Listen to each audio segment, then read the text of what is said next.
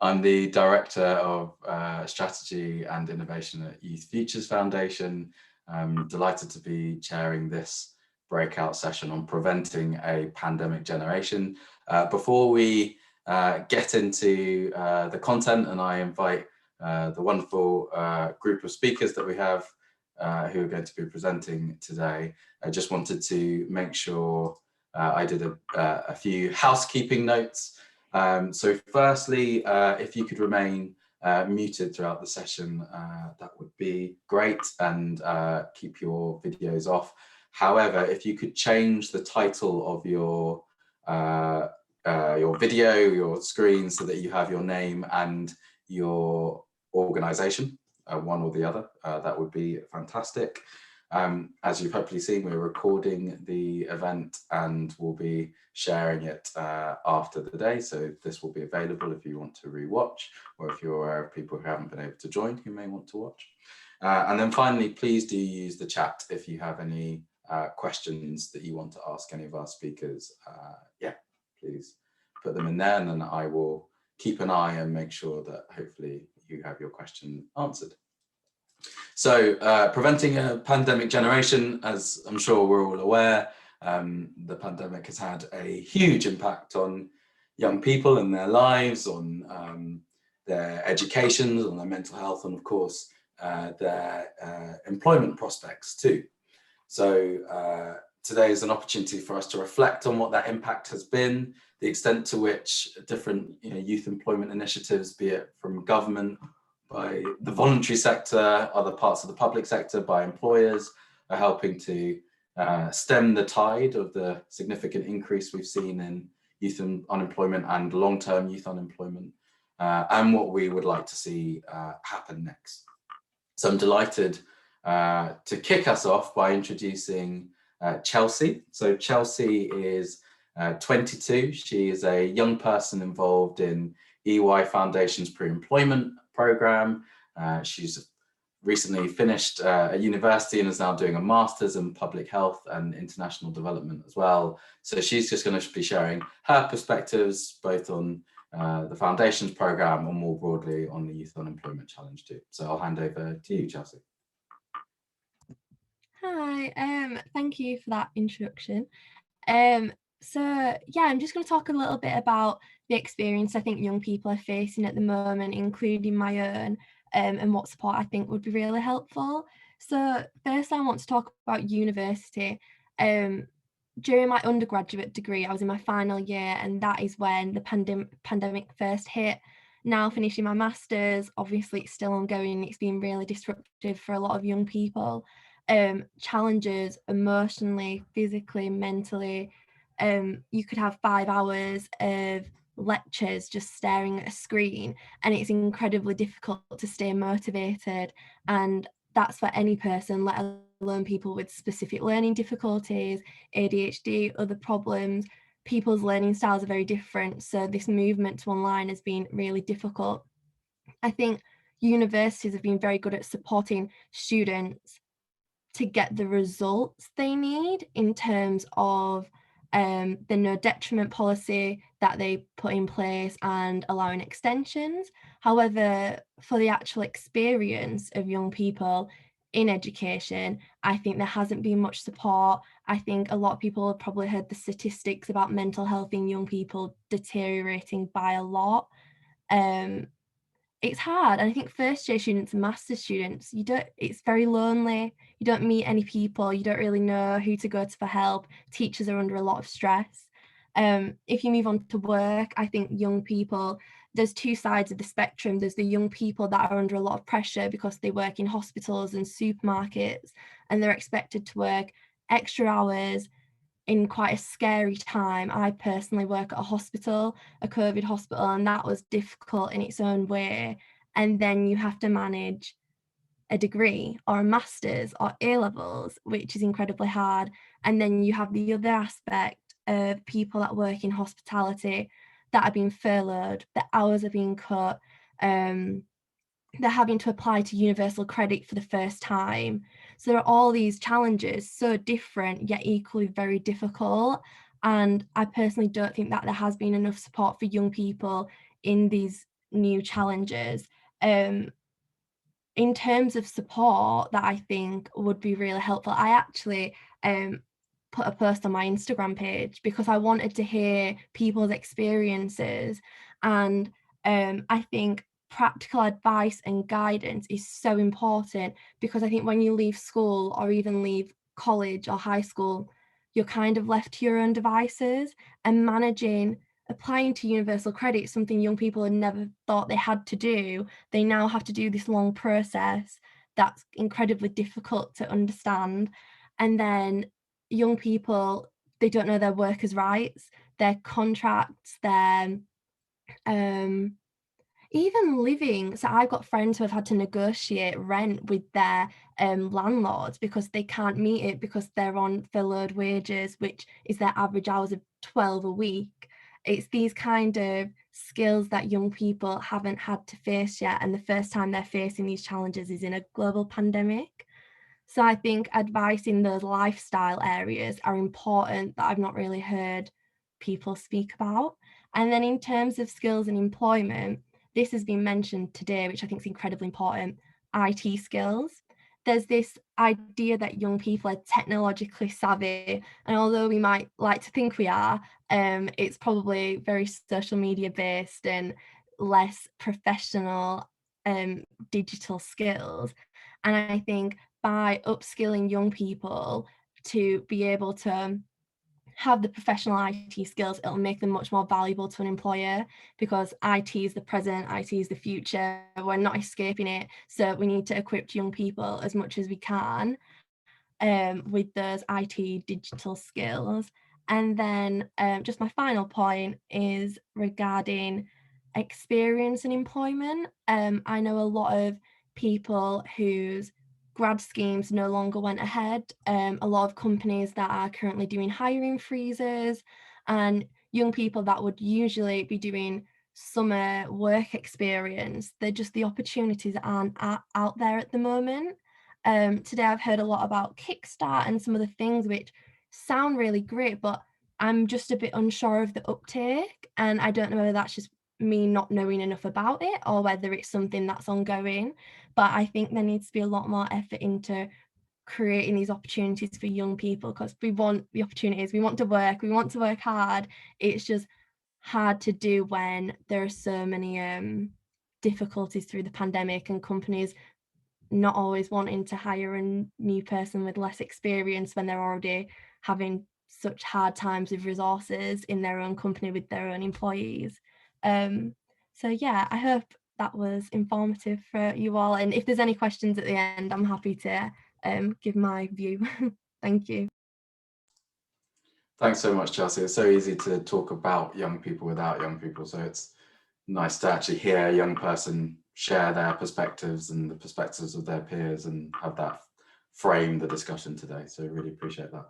I'm now going to hand over to Richard Rigby, who's the Head of Policy and Public Affairs at the Prince's Trust and is also one of the co-chairs of the Youth Employment Group. So I'll hand over to you. Thanks, Jason. And great to be here. I'll focus my remarks mainly on what government have put in place and how we think that's doing, whether we think that's sufficient. Firstly, I suppose on what's been achieved, then my concerns over the lifespan of some of the measures put in place, and then a little bit about the legacy we'd like to see. So in terms of what's been achieved in the year, probably quite a lot, and the hope is that some of this is permanent rather than temporary, and there is a legacy behind it, and that over the past year we have created things that should stand the test of time. The plan for jobs, which we're coming up almost to the 12-month anniversary, was overwhelmingly focused on young people, which we in the Youth Employment Group were very happy to see. And some of the measures that announced in that, things like youth employability coaches in job centres, youth hubs, we hope that they shouldn't just be here for the pandemic, they should be here for the next, however, decade at least. Also, some of the the goodwill that I think has been generated amongst employers. Employers have really come to the fore, and at least that's my experience over the past year, in recognizing the young people are bearing the brunt of the unemployment crisis in the past year and wanting to come and help, whether that's getting involved in some of the government schemes, kickstart traineeships. I think there's generally lots of them have come on board, those who haven't before, and the key is trying to keep them involved once some of those programs fall away. So in terms of those government measures, and thinking back to the plan for jobs announced last July, and we have to remember the context in which that was announced. This was when Rishi Sunak was Eat Out to Help Out was coming. We were preparing for post-lockdown. There was, at that time, there wasn't really recognition that there could be further measures and lockdown to come. So everything that we saw then, that was meant to be for the recovery stage. The reality of what's happened is that lots of those measures have begun their life during a period when large sectors of the economy have been shut down, life has been on hold. And that is not really the context they were intended for. So we're now at a situation where the employer incentive for traineeships, for example, is due to end at the end of this month. The apprenticeship subsidy for employers is due to end in September. Kickstart is due to end in December. So all of these measures that were meant to be there for the recovery stage now only have about, or less than, or in some cases a couple of months, some cases 6 months at best, to work in normal time. And I think my plea, and which is definitely echoed by lots of the members in the youth employment group, is let these measures operate in a sort of a period of non-chaos, where we can actually see whether they work, evaluate them properly, and look forward to seeing what kind of legacy they could provide. The National Audit Office are due to start an evaluation of Kickstart, and my fear is that if they were evaluating how it's worked over the past few months, it hasn't been working in the period it's meant to be working in. So you could get lots of negativity, whereas this should be a program where you've got big financial incentives for employers to take on young people and some wraparound employability support. Now, it hasn't worked because it's been to some extent because it's been such a period of chaos. Rather than what I fear the government might do in terms of rushing towards this 250,000 young people target by December, if they get to 200,000 and carry over 50,000, then that's, why not? And we know from the Prince's Trust recent research we've done with the Learning and Work Institute that we do expect there to be a need for these measures over the next year especially, and then years to come.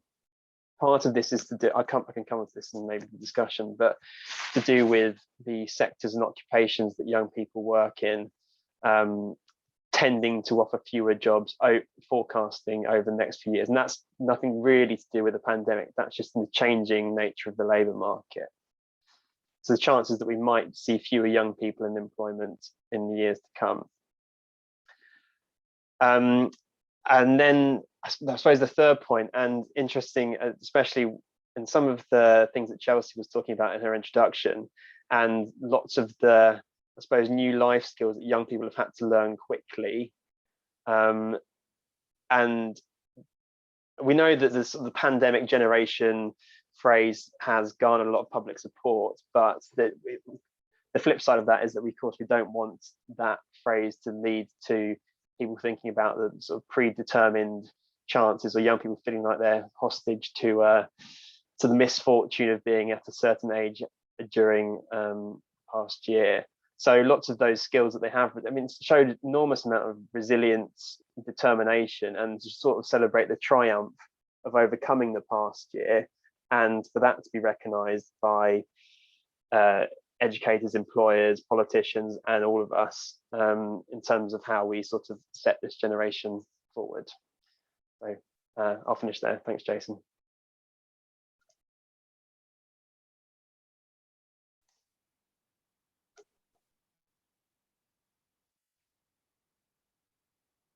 We lost Jason. I think Jason's having issues, but I think that Georgina is next up. So Georgina, do you want to hand over to you, if that's okay?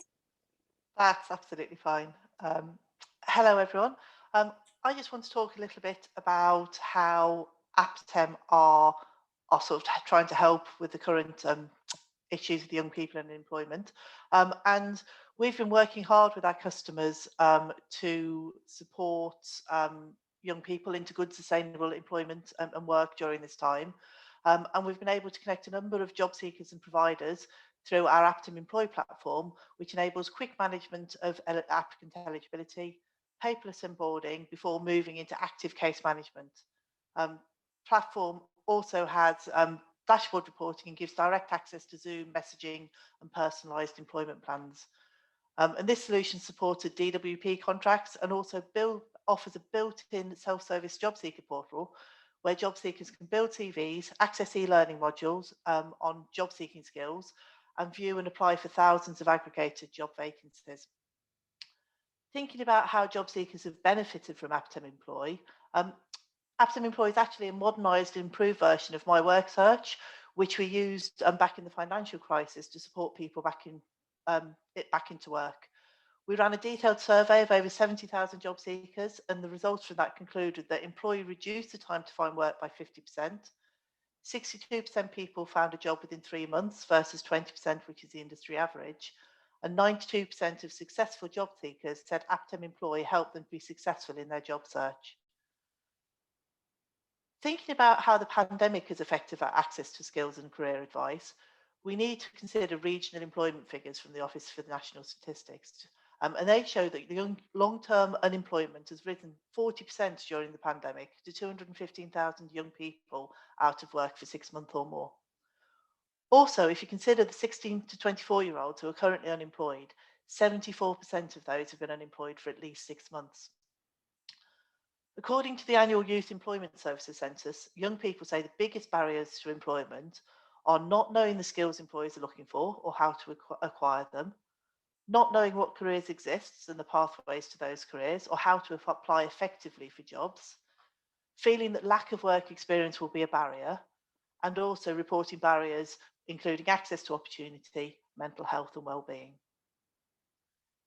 We've got the government schemes such as Kickstart, which has created nearly 150,000 job placements, as well as traineeship and apprenticeship incentives, which are intended to close the skills gap. But as we all know, there's still much to be done. In general, there has been a move to advice through digital channels through the pandemic, and skills and employability has been no exception to this. This does have advantages from a youth perspective because it aligns for the most part with how they want to communicate and receive advice and support.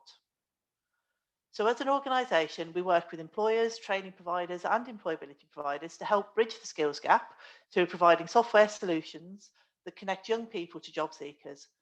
Our platform has built-in skills training and an advice centre that supports the advice and guidance and upskilling that work coaches are providing to young job seekers. We've also been able to adapt our employee platform to help many providers with Kickstart schemes by providing a structured approach to the employability support to maximise the long-term employment prospects of candidates following their work placements. In terms of what I think works well when supporting young people into skills and jobs, I think we need to provide them with digital tools to find and apply for jobs based on their preferences, behaviours and likeliness to succeed. We need to help young people be aware of the range of opportunities available to them to continue to develop their skills and make them more employable. Lots of schemes are currently in place, which we've talked about. Some appear to overlap, and that can be very confusing for young people. So we definitely need to improve the advice and guidance given to them about their options and make sure schools and colleges and influencers are well informed about all options so that they can support young people. There's also definitely a need to provide support to develop soft skills like resilience in an ever increasingly difficult employment market. We don't need to fall into apathy, which is probably our biggest threat. But I think the most important thing to remember is that this is the digital generation and technology has a large role to play from a support perspective. Youth organisations such as Youth Employment and the Prince's Trust do so much to support young people into work, but we still need to do more to provide them with the correct tools to apply for jobs and seek out new opportunities. And this is imperative for 14 to 24-year-olds. And again, we've heard about all the government initiatives around employability and skills over the past year, with the Plan for Jobs already helping 1.3 million employees move from furlough through March and April this year. However, I think we do really need to be mindful now that the extension of the furlough scheme to September could be hiding the scale of the problem. Resolution Foundation think tank estimates there's still a COVID employment gap of around 2.8 million workers who are currently either furloughed or out of work, and that needs to close before the UK job recovery is complete. So moving forward, young people will need the most support at this point to gain the required skills that employers require so they can compete with the more experienced job seekers post-September. Thank you. Great, thank you, Georgina, and a belated thank you to Richard as well. The joys of home working meant I dropped just as he was wrapping up. But now, delighted to hand over to Alison Moore and Charlotte Edwards from Pembrokeshire County Council, who are going to share their perspectives from a local government view. Bear with me, I'm sharing the screen. There we go. So yeah, hi everyone. Interesting morning so far. So my name is Alison Moore. I'm Performance and Quality Manager within Future Works, which is part of Pembrokeshire County Council. We provide a range of employment and skills programmes right across the county, and I am joined by Charlotte, who is the youth mentor on our Communities for Work programme. So we're just going to talk a bit about predominantly, what we've done to support young people during the pandemic time, and look at specifically kind of things like Kickstart and the employment programs and how we've used those. So starting with, when technology just doesn't want to work for you. Come on, move. I tested this just before and it was all good. Now I can't get it to move screens. Here we go. Over to you, Charlotte. Okay, so what we offer. So as a mentor on the Communities for Work project, I've been heavily involved in the Kickstart programme. I've been working with people to identify Kickstart vacancies that may be suitable to them. We've been working hard to look at existing skills and experience and build on that. Workshops that we've run, whether that's through months or online training.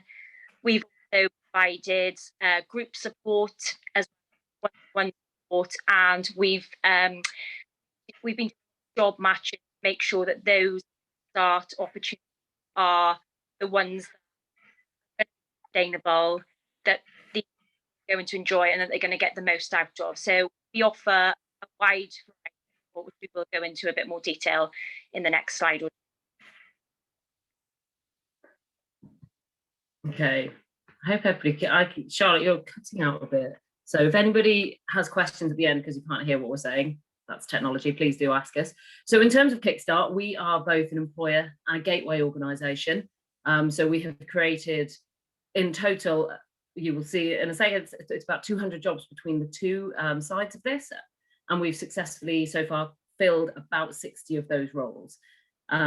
So we have got 92 roles currently within Pembrokeshire County Council, and these are ranging from anything. We've got business support, we've got recycling and refuse, highway maintenance, sign fabrication, IT engineering, digital marketing, trainee LSAs, learner support assistants, record map training. These are all obviously trainee level, arborist support. And we have, it's been a really interesting experience of finding a wide range of young people who, come from a very, very, very, very different backgrounds. Some are coming to us with MA, some are coming to us with, just GCSEs, and sometimes not even that. And that process of trying to make sure that people get an opportunity. Our employers are very supportive. They're in lots of situations creating very nurturing environments, which is fantastic, and it's what is needed. So we had a couple of examples up here. The first one was a young man called Kyle, who's out on our highway maintenance role and doing fantastically well. The employers are so impressed with him. They are talking about opportunities beyond that. And quite a lot of our employers are starting to look at things like apprenticeships, maybe creating roles going forwards. And it's, in fact, some of them are already on casual contracts alongside their Kickstart to give them extra hours. So, you know, this is the kind of direction Kickstart is supposed to be heading in. The second story here is a young lady called Ellie, who came to us as a digital marketing trainee, and she did 2 months with us and has moved on to her dream job with a production company down in Bristol. So for us, this is our first really positive kind of outcome. Yes, we lost somebody who was fantastic, but it's what Kickstart was supposed to be all about. And then my screen is being weird again. There we go. So, and these are our gateway opportunities. So 97 opportunities in total, ranging from software engineer, digital marketing, retail opportunities, greenskeepers on a golf course, admin, warehouse roles, right across different areas of the county. The example here is a young lady called Freya, who is a water sports instructor and is having a fantastic time. She's outside all day, every day, and loving it. She basically is being trained up during the whole 6-month period to gain a whole range of different outdoor qualifications, to gain that experience at the same time, so that at the end of it, she will be an employable outdoor instructor. So there we go. And so this is just moving back to Charlotte to talk about how we have supported that journey from sort of young people who have been identified as being suitable for the jobs, and then what happens. Thank you, Alison. So we work very closely with the Job Centre to recognise what vacancies are actually out there in terms of Kickstart, as well as our Pembrokeshire County Council colleagues. And then it is about initially matching those individuals to the correct roles. Once we've sort of gone through that process, then we look at the applications and the recruitment. So for different employers, there's different ways to apply for the role. So it might be simply send your CV over. It might be, can you write a cover letter? It could be apply online. So they're all very varied. And obviously it's our job to sort of support the customers as best we can in order to do the best application possible. So that's, you know, spending a lot of time on the person specification section. You know, I've had feedback from employers about the applications that we've submitted and the quality of those applications, because, you know, the young people have spent a lot of time sort of looking at that person specification and identifying how they fit that. We, like I said previously, we've carried out training. We've actually run support assistant training, which has pre-employment. Sorry, that's actually young people to have an idea of what to expect when they work in a school, look at the induction process, to complete some online training that's suitable for that role. So we've had things like safeguarding, first aid at work, tackling challenging behaviour. So preparing them to take on that role. Have regular Kickstart meetings and sessions in the job centres where we are there as sort of a first point of contact for young people if they want to know more about the Kickstart process and to get involved. And most recently, I was part of a Kickstart Ready programme where we had a group of young people come in and we worked closely with them to work on applications that they'd already identified and interview prep. So in particular, we worked with them on a Bluestone recruitment that is taking place locally within Pembrokeshire, and we carried out intensive mock interviews ready for their interviews at Bluestone. So those are the sorts of things that we're doing to support these people with their Kickstart journey. Just to highlight at the bottom of that screen before I move on is a young lady called Lola, who Charlotte actually specifically supported, and we've recently had really, really positive feedback from the school that she has successfully got a role in. She had very little experience beforehand. She had an interest in moving into that role. And, you know, the school are now saying how impressed they are with how far she's moved already in that 2-month period. So finally, the most important thing about this is that kind of long-term vision, the future planning for those young people, because that is what Kickstart is about. And I think that's all what we're all trying to get towards or work towards today. So how we're dealing with that element is that we provide ongoing support as is required, you know, the employability support. We do this by having a dedicated mentor who provides all of that, and we use the AppTem Employ program that Georgina was just speaking about to put really positive reviews as well, Georgina. So they are having that journey from day one of being shown how to improve all of their employability skills and work that training, ensure it fits around their job so that they are not missing out on getting that experience in the workplace. They then have regular review meetings and guidance with the mentor to make sure that we're identifying any areas. That kind of skills gap that's been raised quite a few times today is definitely something we're constantly aware of, not just in terms of the skills that the employer needs, but where are those young people needing to upskill, such as, you know, the IT is really, really key to that. And by them doing this job, we can refer back to the employers, we can evaluate the process with them and see what skills are needed actually physically in the workplace. So in that sense, I do think that Kickstart is providing something really valuable that we don't often see. We also do action planning with the young people. In the case where there isn't going to be a job within that role going forward, we still need to make sure that there is that plan and that vision, and we're guiding them towards that.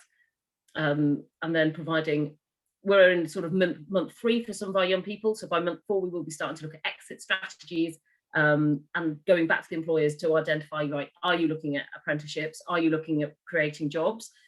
If not, you know, what kind of skills does this person now need to help them move forward? And then we can help them identify the right job. So that is our presentation of where we are at in Pembrokeshire. Thank you very much, Alison. That was very informative, and to you too, Charlotte. Alison, would you be okay to? Yes, perfect. Stop sharing. Yes, thank you. So, as has already been said, please do share any questions in the chat, and I'll be looking at that and posing them to the panel. We've got one from Stacey, which I think is probably for Alison and Charlotte, given when she posted it. But Stacey, do jump in if you want some of the other panelists to talk about it. But are you tracking all the young people who have gone into external Kickstart placement?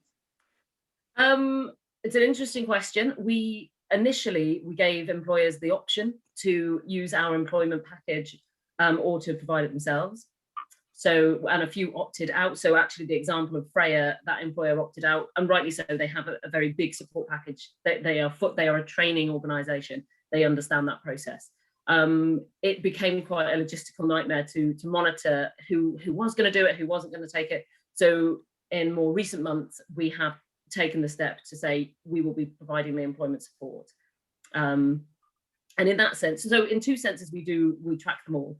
If they are part of that employment support package, absolutely, we have review meetings with them all the time, so we know what's going on. We also then obviously require the employer to feed back to us on a monthly basis in terms of what they are doing. So they are sent a form right at the start of the process to complete, one that's obviously about the financials, and one that is about the employability. What are you doing? And they have to send that back on a monthly basis, sort of this. It's sort of to show the journey, which skills have they been working on with them this month, and how far have they progressed with those skills. Richard earlier made the point around the need for the extension of many of the government's initiatives in order for us to really understand their efficacy, and also ultimately for them to reach more young people. What's your take on the county council's approach if Kickstart does indeed end at the end of this year in terms of tackling the long-term unemployment challenge? Do you feel as though you've got, the programs, the resources at hand to be able to continue to work on the issue, or will it be a real challenge once Kickstart stops? I definitely think there will be a gap that's left. I think that this has created something that has been needed for a long time. The pandemic just highlighted that even further. I'm part of that process with Ursa to push the idea that it is extended, because for multiple reasons. It started later than it should have, and it is yet to provide. It's not allowing time yet to prove how well it is working. And a lot of organisations have invested a lot of time in this process because we believe it can work. So I know that there is development happening in terms of apprenticeships, so there will be that that will happen. But I do think it will change the landscape. We will have to find alternative ways to support young people, and obviously, you know, programs like Restart are sort of just kicking off. That's not available for everybody. So my quick answer, I guess, is it needs to be extended. I don't think there's any question about that. It definitely has value. I think there's still questions to answer in terms of how we make it much more visible. That's part of the problem. Like, I do apologise, I've forgotten the first lady's the young lady's name, but she highlighted that. Sorry? Chelsea. Yes, Chelsea. She highlighted that, you know, she's not aware of Kickstart that much, and I do think that's true of quite a lot of young people. You know, that so there's so many lessons to be learned, and it has such potential. Well, that links to another question that's come into the chat from Lisa Edwards around the level of interest in Kickstart placements from young people. It's been a bit slow for Lisa in Basingstoke. Chelsea, I might come to you at this point with a couple of questions. One, your views on, you know, what more could be done by Kickstart employers, Kickstart gateways in order to promote these opportunities to young people. You know, given that the level of interest across the country does seem quite patchy. And then secondly, based on your experience of the EY Foundation's pre-employment programme, you know, what elements of it have you found particularly useful or particularly rewarding that, you know, for others providing that type of support, they should be aware of in order to embed within their programmes? Yeah, sure. So just to kind of reiterate what kind of Alison was saying, so I actually have only heard of Kickstart through my work with the EY Foundation, and obviously not many young people work with the EY Foundation in the grand scheme of things. So I actually think you are right, there is an issue of getting it out there, and maybe the opportunity is there, but actually reaching the young people, that maybe that's where the biggest problem is. And I wonder, because I genuinely don't know the answer, how these programs are being advertised. I read recently the amount of young people that get their information from their phone. So how can you best get to that young person? Like, what forms of media are you using? Like, how can you reach them in that way? Because especially in the pandemic, you can't just go into schools or universities or colleges because it's too difficult. So it's about reaching them digitally and utilizing maybe social media and other platforms.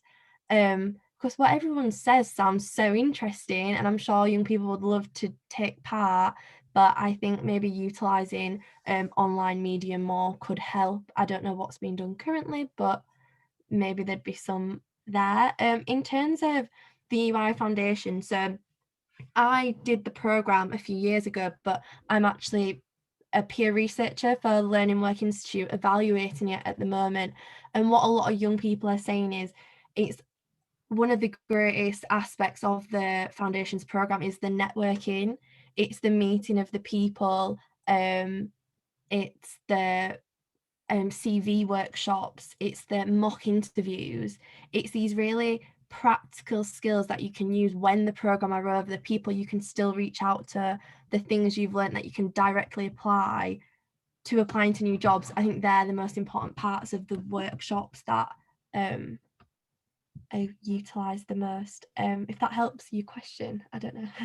Yeah, no, that's great. Thank you, Chelsea. That's really helpful. I guess a comment that's come from Stacey, which we should definitely pick up on, is the route into Kickstart being for young people on universal credit. So the role of work coaches, Job Centre Plus, being the kind of primary driver. And I might come to you, Richard, for that. So I guess your perspectives on how effectively work coaches and Job Centre Plus are doing with that. But also, I think I'm right in saying that Prince's Trust is a gateway as well. Is that right? Yeah, we're working with Manpower Group on a gateway initiative. So yeah, I mean, the question in the chat is right. I suspect that if you're on universal credit, aged 18 to 24, you will have heard about Kickstart, because Job Centre Plus are really being driven to get those placements filled. And I suppose the bit that could be missing is that it could be advertised beyond. The DWP are not going to change the rule about you have to be on universal credit to access it at this stage, but they could be advertising it more broadly. Are you unemployed and looking for work? If so, Kickstart exists, sign on to universal credit. Of course, as Chelsea made clear in her introduction, it's not necessarily that is another barrier in the way of getting onto the Kickstart placement, because you could have seen a placement advertised online with a great employer you're interested in. First, you have to sign on, then you have to meet your work coach, then you have to sort of convince your work coach that that placement's right for me. So you can see how it is quite a long way away from those people who aren't on universal credit. And in terms of how well they're matching, they're improving. It's probably still not perfect, but they never pretended it was going to be perfect from the outset. And that goes back to, if it is getting better now, then let's keep it in place rather than cut it off when it is beginning to work better. And the other thing about the target at the end of this year is that I'm concerned that work coaches are being, there's been such pressure put on them to fill those placements that they are doing it at the expense of other programs which could be more suitable for a young person who's perhaps not ready for the job.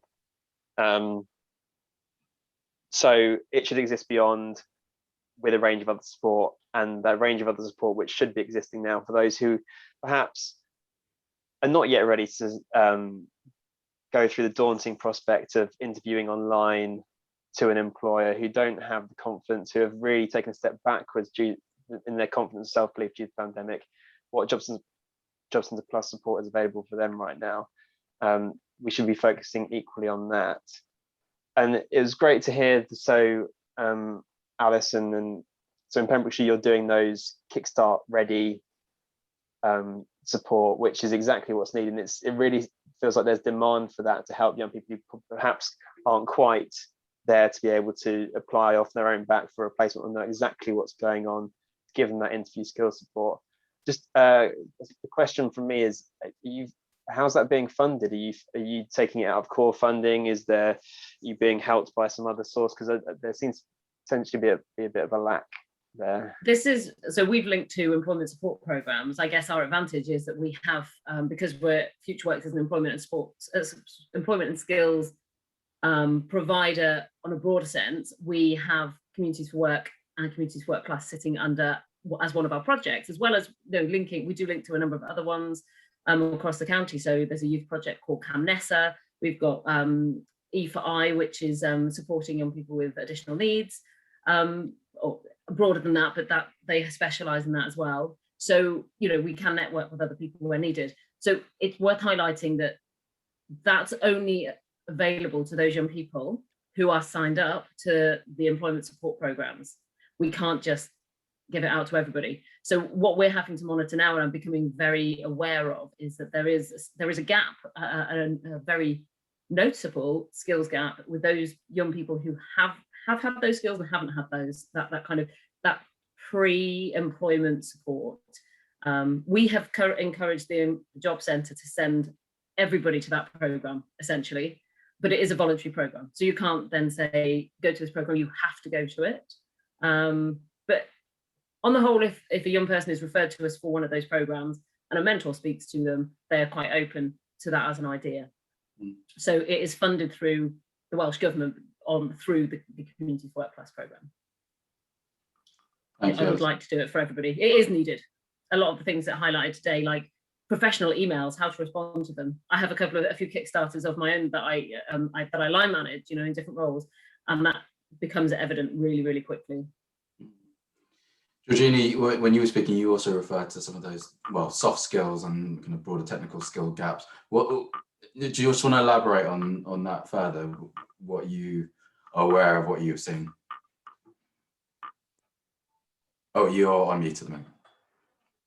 Sorry. Prior to joining Aptem, I did actually work in sort of the training sector, and I'd absolutely couple what Alison says. A lot of young people, they are very active on social media, they are very digitally engaged, but they engage with technology in a very informal way, which maybe doesn't prepare them for formal job interviews, job applications. So I think the ability to do that pre-employment support, to be able to give them strategies and advice as to how to actually improve their professional CVs, improve their presentation skills, those softer skills that employers really look for, I think is really, really important. So being able to get that information, that guidance, those skills, the strategies to help young people better equip themselves to be successful in job applications is really, really important. And to be able to do that in maybe bite-sized chunks that they can engage with at a time and place to suit themselves, I think is also really, really important, because young people have got so many other pressures that they're going through at the moment, whether that be school, work, university, the pandemic affecting the way that they can interact with their peers and their colleagues. You know, we've got to be able to allow them to access that support in a very flexible and innovative way. And that's where I really do think technology does provide the key, giving all people, whatever part of the sector they're working, whether it's employment services, whether it's DWP, whether it's, you know, schools and universities with the coach, the careers advice and the coaching they're given, being able to provide them with a platform that allows people to access that in a way, in a time, in a place that suits themselves, I think is so important. And I think if the pandemic has taught us anything, it is that we can actually continue to do things differently. We can engage in technology to have conferences virtually and meet on Zoom, and maybe we need to just think a little bit outside the box about the way these support services were provided in the past, and think, is there a better way? And there will always be a need for face-to-face and mentoring and coaching, but then there's also maybe a way technology can also support that development of that young person's journey. That's very helpful. Thank you, Georgina. So a kind of macro question, any of the panelists, or indeed if you've got perspective, please do post in the chat as well in response to this. But although we've seen young people really suffer the brunt of the pandemic in terms of jobs, the level of unemployment is perhaps not as high as it could have been without some of these interventions. And you could say that more broadly about unemployment, that it hasn't spiked up to the heights that it could have done without things like furlough or, you know, things like Kickstart now coming on stream. So how do we keep political focus on tackling youth unemployment when, you know, they could easily turn, the government, and say, well, actually some of these initiatives have helped to lower the levels of youth unemployment than could otherwise have been the case? You know, what's the essence of making the argument that sees sustained focus and investment into this issue? Richard, you've unmuted. That looks like you're about to jump in. At the moment, we've still got, well, it's now just gone just under 500,000 young people on universal credit. So they have that financial incentive. That number doubled from just under 250,000 in between March and May last year. So I don't think they'll rest until that's back down to where it was, which is one way of looking at it. Lots of young people have, as well as furlough, you mentioned, Jason, but lots of young people have chosen to go into education over the past year, even with the trials and tribulations that's involved. And what we'd be interested to look out for whether that continues or not, because in some of the work we've done with Learning and Work Institute shows that, as I said, the sectors and occupations that young people traditionally work in are going to offer fewer jobs over the next few years. You will also need higher qualifications for the jobs that are going to be available. So therefore, it's probably a good thing that young people, well, it is a good thing that young people are staying in education, looking for those higher qualifications for longer, so that they are to match better for where the economy is heading. So in one sense, we might see lower youth unemployment and lower youth employment. Youth employment is still lower than it's ever been, but that's because so many young people are in education. So the real group to look out for is those who I think are disengaging from education age 16, 17 and do not have a clear path back in, because those people are going to be doubly disadvantaged when they try and compete in the labour market with those who are going to be getting these higher qualifications. So that's probably where most want to focus government minds. Thank you. I think, can I just add, sorry, I was just thinking, you know, it'd be interesting to see what happens when furlough ends as well, and the impact that has, and where people go in their journey. You know, do they stay on Kickstart? Do they go to a different job through that? Will that create more opportunities, or will it create more people unemployed? I think we're still at such uncertain times at the moment. And then from a Kickstart perspective, we've still yet to see what happens in terms of them turning into real long-term jobs. Because, you know, that is fully funded by, it's, you know, instead of being on universal credit, you're getting a wage from the government. So I'm really glad they're doing these initiatives, but how it will impact employers longer term, as if they pull out both, you know, kind of if Kickstart should end and a furlough ends, there's challenges ahead either way. Helpful, thank you. On the issue of employers, what more should they be doing in this space to tackle the problem? What collectively should we be calling on employers to do? What more actively should they be doing to tackle this challenge? Or is that unreasonable given the economic challenges that we're facing and the fight for survival that many employers are currently in? I think it would be a good idea for employers to have more of an awareness of the support that is available. So we've got all these great programs and projects such as Communities to Work, and we've got employers who are engaging, you know, we're supporting the recruitment process, make that sort of transition a little bit easier for them. We can, like we said, we can offer training or support with fully funded training for individuals. We've got that sort of initial employment support as well, sort of to oversee the handover and make sure that those customers are doing okay initially in that sort of, you know, new period for them. And I think some employers don't sort of embrace that support that's around them. You know, we've, like I said, employers on board, they're engaging with the job centres as well to find out what's going on. But I think, yeah, some employers need to be a bit more open-minded and sort of go, I suppose, with the new way of recruitment as well. Everything sort of seems to be moving to online, and I think the more that we all collaborate together rather than sort of what we can all offer individually, I think that would be far more productive. Thanks.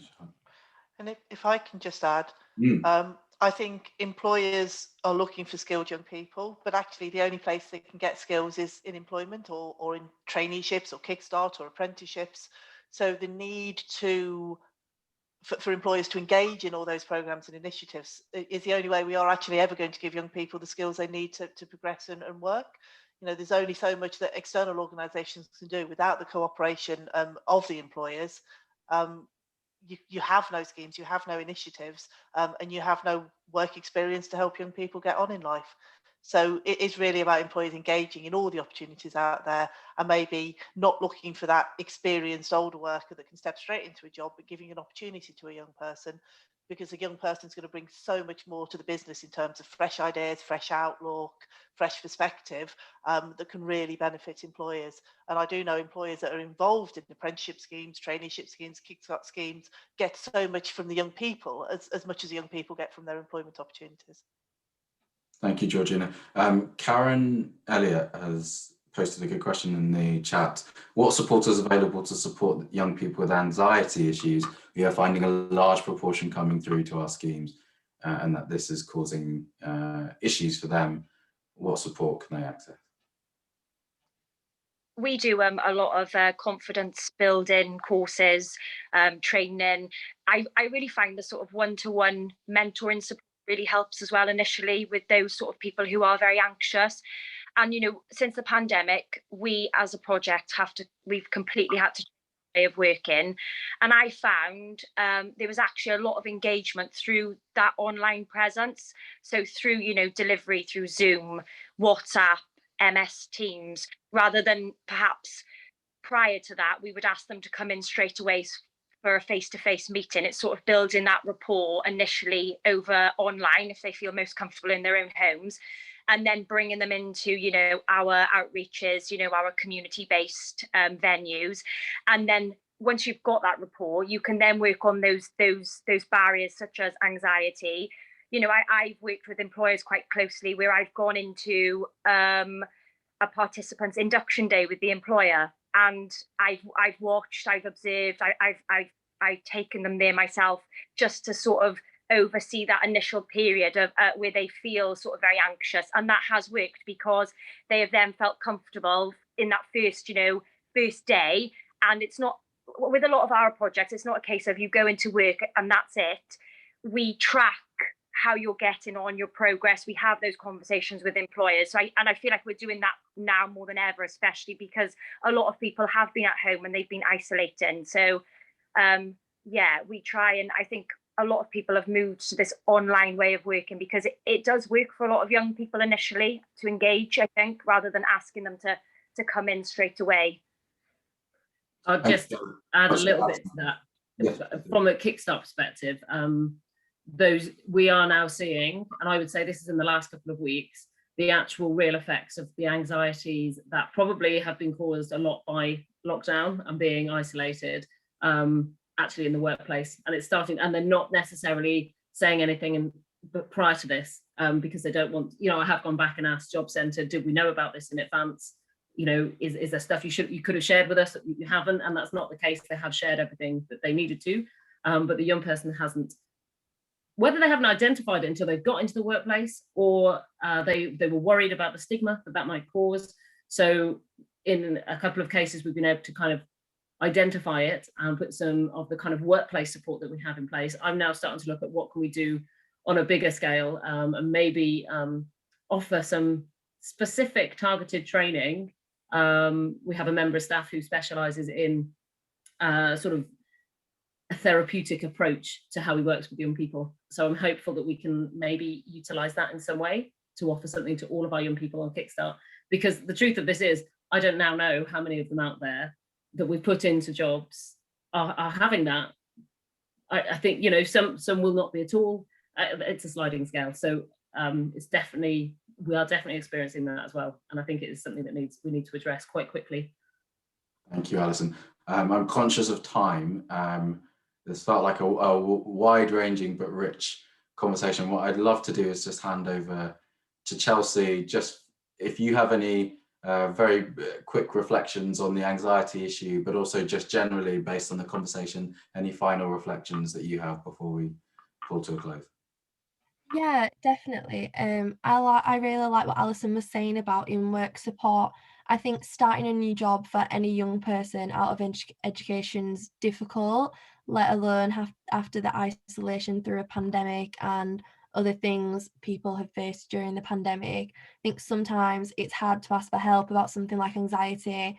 Mental health is talked about more, but it's still quite taboo. So I think employers just having that extra I'm not sure how to word it, just that extra thing to look for when they're hiring new young people would be really good. And as well, I think just having a good relationship with your, I don't know whether it would be your line manager or whoever would be employing you. I've got friends who have just started work just out of the pandemic and they really feel like they've been thrown in the deep end. They're scared to go to their boss because their boss is so busy. It's about alleviating that, like getting rid of that scaredness to ask for help. Yeah, I don't know if that made sense, but it did in my head, so I hope it did. No, it did. Thank you very much, Chelsea. Yeah, and just in general, I think a lot of what's been discussed has been really, really good. I think Kickstart sounds really great, and I think what Richard was saying was great. The idea of, okay, are you looking for a job?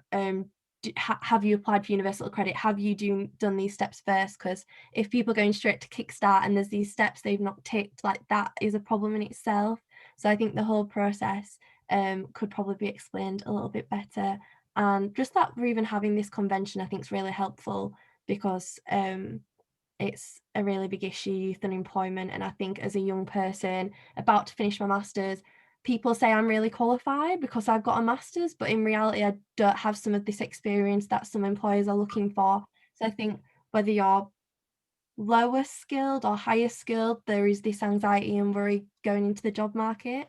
So if we just keep these conversations going, I think that'll be really helpful. Right, yeah, and absolutely right. There is going to continue to be a challenge of how we support more young people into employment and make sure they're able to succeed.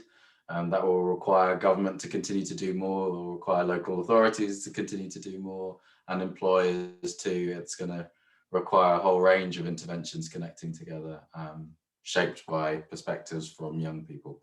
So thank you very much to all of you for joining today. Thanks very much to our speakers, to Georgina, Alison, Charlotte, Chelsea and Richard for your contributions too. As I said, this session will be, has been rather recorded, so if you do want to watch it back or share it with any colleagues, you'll have the opportunity to do that as well. Thank you very much, and I hope you enjoy the rest of the conference.